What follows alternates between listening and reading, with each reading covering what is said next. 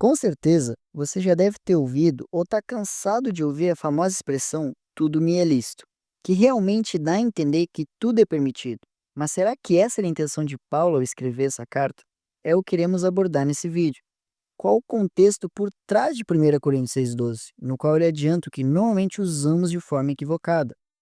Bom, a carta foi escrita por volta de 54 depois de Cristo, ainda novos na fé, 3 anos após a sua fundação. Eram famosos por sua imoralidade, idolatria e cultura hedonista. Eles eram influenciados pela filosofia grega que valorizava a sabedoria humana além de suas práticas pagãs. A igreja era composta majoritariamente por gentios convertidos e alguns poucos judeus.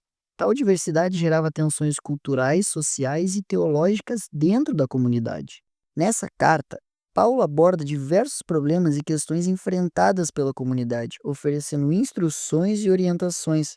São levantadas as questões sobre a imoralidade no início do capítulo 5, no qual Paulo denunciava um homem que mantinha relações com sua própria madrasta, e a própria igreja se orgulhava da situação. Além de relatos históricos indicando centenas de prostitutas sagradas associadas ao templo, o que era comum, especialmente no contexto de adoração a Deus Afrodite. Os recém-convertidos da igreja de Corinto eram influenciados por seu passado idólatra e por suas práticas imorais incentivadas na filosofia grega. Eles acreditavam que o corpo era separado da alma, e por isso suas ações físicas não tinham impacto na espiritualidade, ideia rejeitada por Paulo em sua carta. Em resumo, eles acreditavam que essa era a liberdade em Cristo, e por causa da graça poderiam fazer o que quisessem. Aí que entra a questão em 1 Coríntios 6,12.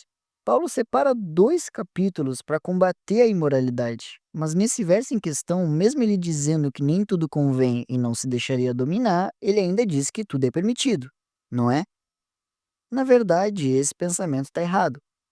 Algumas traduções atuais, como a Nova Almeida Atualizada, a Nova Versão Internacional e Transformadora, podem nos ajudar a entender melhor, pois todas estas oferecem esses textos com aspas. Dito isso, vamos voltar um pouco. Lembram quando eu comentei sobre a liberdade em Cristo? Então, esse texto, na verdade, era um dito popular da comunidade. Paulo não estava se contradizendo. O que ele estava fazendo era destacar o problema da comunidade em contraste com a solução.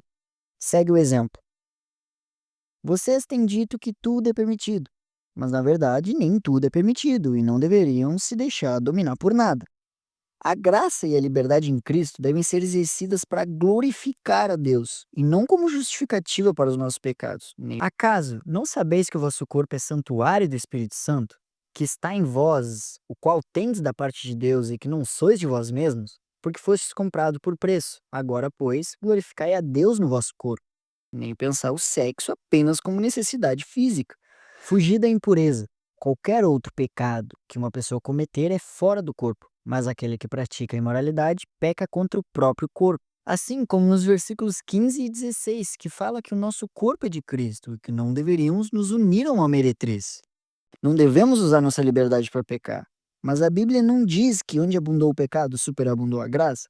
Sim, mas em seguida ele acrescenta que não deveríamos pecar para ter mais graça. Paulo quis dizer que a graça é maior que a lei e que somos livres do domínio do pecado por ela.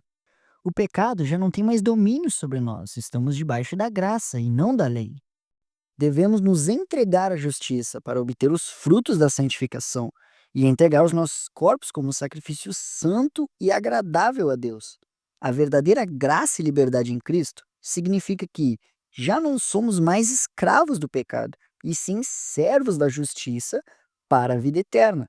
Por fim, Deus te abençoe e até a próxima.